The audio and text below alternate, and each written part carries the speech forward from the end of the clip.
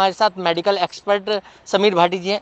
भाटी जी, जिस तरीके से केस लगातार बढ़ रहे हैं, वजह क्या है इसकी?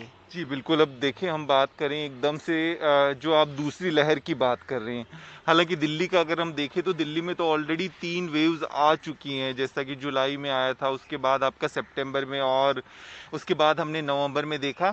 पर ओवरऑल अगर हम देखें तो जो सेकंड वेव है, इसमें काफ़ी सारे कारण हो सकते हैं। अभी पूरा एग्जैक्ट रीज़न तो बता नहीं सकते, पर जो सबसे इम्पोर्टेंट कारण है, जैसा हम समझते भी हैं कि लोगों ने जो कोविड अप्रोप्रिएट बिहेवियर है उनको फॉलो करना जिस तरह से बंद कर दिया, उसके बाद से जैसे गैदरिंग होना बहुत ज़्यादा शुरू हो गई, तो उसके बाद से केसेस बढ़े हैं। और दूसरा, आपने जैसा बात किया कि जो नए वेरिएंट की भी बात की जा रही है, वो भी एक कारण माना जा रहा है। स्पेसिफिकली पंजाब के अंदर हम देखें तो अभी ज़्यादा हम सुन रहे हैं जो virus of concern, variants of concern.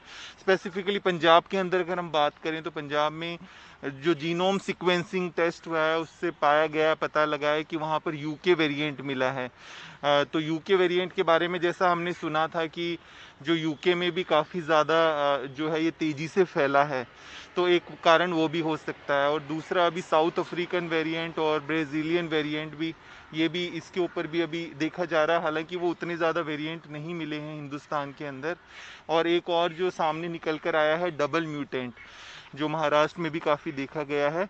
पर इसमें सबसे ज़्यादा ज़रूरी है जानना कि जो नया आपका स्ट्रेन आ रहा है या नया वेरिएंट आ रहा है, ये क्या ज़्यादा इन्फेक्शियस है, मतलब ज़्यादा संक्रामक है कि नहीं, ये इसके अंदर देखा जाता है। या देखा जाता है कि ज़्यादा लीथल, मतलब ज़्यादा जानलेवा है कि नहीं। और तीसरा, ये देखा जाता है कि इसके ऊपर क्या वैक्सीन की का इफेक्ट है कि नहीं। तो ये सब चीज़ें भी अभी आगे निकल कर सामने आएगी। फिलहाल अभी ये कहना कि नए स्ट्रेन की वजह से ये बहुत ज़्यादा ट्रांसमिशन है, अभी ये नहीं कह सकते। नए स्ट्रेंड की आपने बात करी है, क्योंकि लगातार जिस तरीके से महाराष्ट्र की अगर बात करें तो लगातार तेज़ी से जो है कोरोना फैल रहा है। अगर पंजाब की बात करें तो वहाँ पर पंजाब के मुख्यमंत्री ने कहा कि 81% जो है वो यूके स्ट्रेन है। क्या लगता है कि कितना खतरनाक है ये स्ट्रेन? जी, बिल्कुल। जैसा हमने देखा कि अभी जो यूके स्ट्रेन की बात कर रहे हैं, पंजाब के अंदर लगभग 80% के करीब यूके वेरिएंट मिला है। यूके वेरिएंट के बारे में कहा गया है कि ये ज़्यादा इन्फेक्शियस है। तो इन्फेक्शियस से ये फैलता तेज़ी से है। हाँ, ये ज़्यादा नहीं देखा गया इसके अंदर की जो मोर्टेलिटी है, मृत्यु दर ऐसी बहुत ज़्यादा इसके अंदर देखी नहीं गई है। फिर भी हमें ये समझना बहुत ज़्यादा ज़रूरी है कि इसके अंदर हमारे जो एल्डरली लोग हैं, जो कोमॉर्बिड वाले लोग हैं, उनको तो फिर भी उनके लिए तो परेशानी वाली बात है। तो इस वजह से हमें जो आपके कोविड अप्रोप्रिएट बिहेवियर उसको ज़रूर फॉलो करना ही करना है। अच्छा, नए वेरिएंट की आपने बात करी है, तो किस तरीके से डरने की ज़रूरत है लोगों को इससे?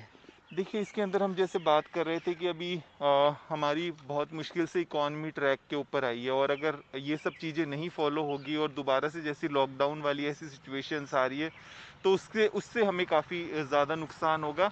और इसके अलावा हम देख रहे हैं हमारी वैक्सीनेशन ड्राइव काफ़ी सक्सेसफुल चल रही है, और उसके ऊपर भी असर डाल सकती है। तो इसलिए हमें ध्यान रखना है कि अभी बिल्कुल हम इसकी एंड तक ऑलमोस्ट पहुंचने वाले थे, जैसे कि वैक्सीनेशन ड्राइव भी शुरू हो गई थी। पर अगर फिर भी हमारी इस तरह की लापरवाहियां चलती रहेगी, तो कहीं ना कहीं ये हमारी सभी प्रोसेसेस को अफेक्ट करेगी। लेकिन सर, एक बात बताइए कि जिस तरीके से लगातार लोग वैक्सीन भी लगवा रहे हैं, क्या लगता है कि वैक्सीन जो है कारगर साबित है? क्योंकि लगातार जिस तरीके से वैक्सीन लगाने के बाद भी जो कोरोना जो है वो हो जा रहा है।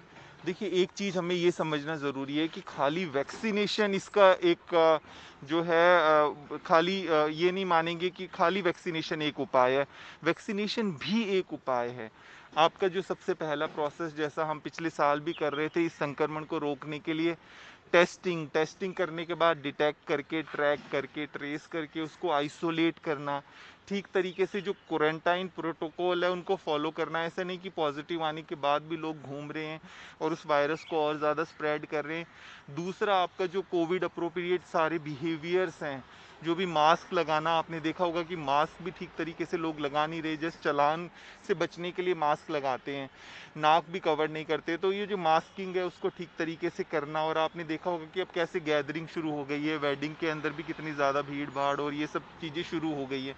तो ये सब कारण एक है। वैक्सीनेशन एक और प्रोसेस है। तो ये सब चीज़ें मिल के जो इस ट्रांसमिशन है उसको रोकेगी। हाँ, वैक्सीनेशन से ये होता है कि आपका जो मृत्यु दर है वो कम हो जाती है, मोर्टेलिटी कम हो जाती है। हम जब बात कर रहे थे कि पिछली बार जब हम देख रहे थे कि कैसे सीवियरिटी बढ़ती जा रही थी डिजीज़ की, तो जो सीवियरिटी है, बीमारी की गंभीरता, वो सब कम हो जाती है। हाँ, वैक्सीन लगने के बाद आप सुनेंगे कुछ के ऐसे पॉजिटिव केस आए। पॉजिटिव या नेगेटिव उतना नहीं इम्पोर्टेंट है, ये हमें देखना है कि हमारी जो सीवियरिटी है, बीमारी की गंभीरता है, जो हमारा हॉस्पिटलाइजेशन है, वो सब कम होता है वैक्सीनेशन से। लेकिन भाटी जी, वैक्सीन लगाने का जो है प्रोटोकॉल भी चेंज हो गया है। पहले 14 दिन था, अब उसको 40 दिन कर दिया गया है। इसमें हमें ये देखना है कि भारत में जो 2 वैक्सीन इमरजेंसी अप्रूव हुई हैं, जिसके अंदर कोवैक्सीन और कोविशील्ड, जो कोवैक्सीन है उसके लिए कोई प्रोटोकॉल चेंज नहीं हुआ है, उसके लिए वही 28 दिन है। बट जो कोविशील्ड है एस्ट्राजेनेका की, उसका प्रोटोकॉल चेंज हुआ है। वो वैक्सीन के लिए अब जो टाइम लिमिट कर दी गई है, दायरा बढ़ा दिया गया है 6 से 8 हफ्ते। उसका कारण ये है कि उसमें देखा गया है कि इसका जो टाइम बढ़ाया है उससे उसकी जो एफिकेसी है वो बढ़ गई है, उसका इफेक्ट काफ़ी अच्छा माना जा रहा है। इस वजह से जो है ये टाइम बढ़ा दिया गया है। जिस तरीके से अब गर्मी लगातार बढ़ रही है, लगता है कि गर्मियों में जो है ये कोरोना लगातार बढ़ेगा। देखिए, पिछली बार के हिसाब से भी देखें हम, अगर हम बात कर रहे थे कि जैसे समर्स आएंगे, गर्मियाँ आएगी, तो हमारा जो ये वायरस है इसका ट्रांसमिशन कम हो जाएगा, पर ऐसा कुछ भी देखने में नहीं आया है सामने। तो जो मौसम है उससे इसके ट्रांसमिशन पे या संक्रमण पे ऐसा कोई ज़्यादा इफेक्ट नहीं पड़ता है। नहीं, क्योंकि हमने पिछली बार कवर किया था तो उस टाइम पे कहा जा रहा था कि गर्मी है तो लगातार जो कोरोना है वो बढ़ेगा, घटेगा, बरसात है तो बढ़ेगा। तो इस तरीके की अभी है कुछ देखिए, चर्चा। कुछ कुछ इस तरह के इन्वायरमेंटल फैक्टर्स, पर जो सबसे बड़ा फैक्टर इसके अंदर यही है कि अगर जब हम जो कोविड अप्रोप्रिएट बिहेवियर फॉलो नहीं करते, बहुत ज़्यादा गैदरिंग होती है, भीड़ भाड़ के बाद इस तरह की चीज़ें ज़्यादा देखने को मिलती है। मौसम से इसका बहुत ज़्यादा संबंध नहीं है। अच्छा, कोरोना के जिस तरीके से केस बढ़ रहे हैं, क्या लगता है कि जो लॉकडाउन, छोटे छोटे लॉकडाउन लग रहे हैं, क्या इसका कोई असर पड़ेगा कोरोना पे?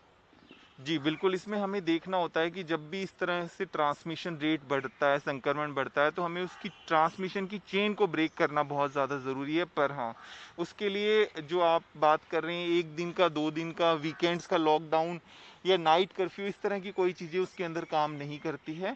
उसके लिए जैसे हमने पिछली बार भी देखा, 2 हफ्ते, 3 हफ्ते के जो लॉकडाउन्स थे, बड़े लॉकडाउन, उसी तरह की चीज़ें इसके ऊपर काम करती है। खाली 1 या 2 दिन के लॉकडाउन से मैं नहीं समझता कोई इफ़ेक्ट होगा। अच्छा, माना जाए कि पूरे देश के अंदर दूसरा जो दोबारा से एक बार फिर जो है केसों की संख्या बढ़ रही है।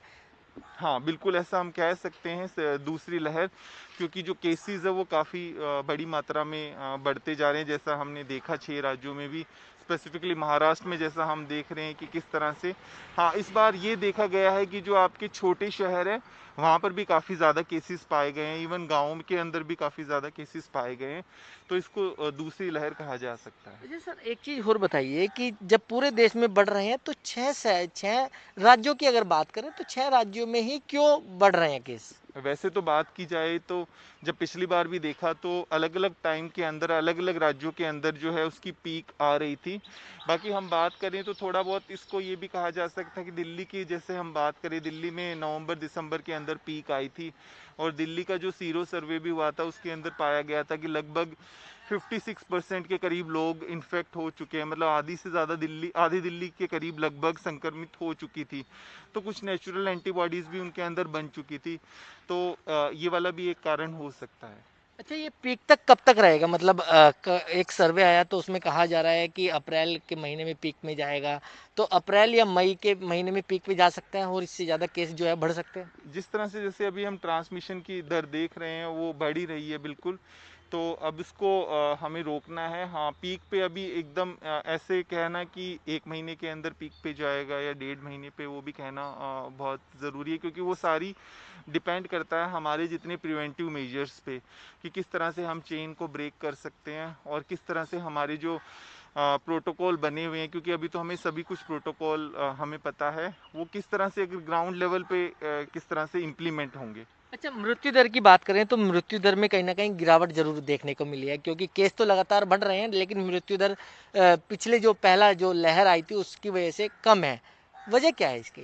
देखिए, इसमें देखा जा रहा है, वैसे तो अभी वायरस काफ़ी वीक पड़ गया है, इस तरह से जो मोर्टेलिटी रेट है वो तो काफ़ी कम देखा गया है, बिल्कुल ये सही बात है। पर हाँ, इसमें ये उनके लिए तो उतना ही प्रॉब्लम है जैसा हम बात कर रहे थे, जो कोमॉर्बिड पेशेंट्स हैं, हमारे एल्डरली लोग हैं, उनके लिए तो अब भी उतना ही ज़्यादा खतरा है। दूसरा, अब हम लोगों को बहुत सारे ट्रीटमेंट प्रोटोकॉल और ये सब पता लग गई है। अब आप देखेंगे कि टेस्टिंग के लिए भी कितनी ज़्यादा सुविधाएं हो चुकी हैं, कितनी सारी लैब्स ओपन हो गई हैं, और पहले जो है टेस्टिंग को लेके भी थोड़े काफ़ी प्रॉब्लम थे और ट्रीटमेंट प्रोटोकॉल्स भी नहीं पता थे। तो ये काफ़ी सारे फैक्टर है जिसकी वजह से हम कह सकते हैं कि मोर्टेलिटी रेट अब भी डाउन हुई है। अच्छा, होली नज़दीक है, होली भी आ गई है, परसों होली का रंग खेला जाएगा। क्या लगता है कि लोगों को किस तरीके से बचाव करने की ज़रूरत है? देखिए, ये समझना बहुत ज़्यादा ज़रूरी है, जैसा हम दिवाली के समय भी बात कर रहे थे और ख़ास तौर पे हम जब दिल्ली में भी बात कर रहे थे कि फेस्टिवल सीज़न के बाद एकदम से जो ये आंकड़ा बढ़ जाता है, तो हमें ये समझने की ज़रूरत है कि हमें बहुत ज़्यादा सतर्कता के साथ जो है ध्यान रखना। और वैसे तो अब काफ़ी सारे शहरों के अंदर तो होली के जो सामूहिक प्रोग्राम है उनको बैन कर ही दिया गया है, फिर भी लोगों को ध्यान रखने की बहुत ज़्यादा ज़रूरत है, क्योंकि पिछली बार भी हम देखिए फेस्टिवल सीज़न के बाद जो ट्रांसमिशन और पॉजिटिविटी रेट काफ़ी बढ़ जाती है। तो हमें त्यौहार को मनाना, पर इस तरीके से मनाना है कि ऐसा ना हो कि उसके बाद हम बीमारी के चपेट में आ जाएं।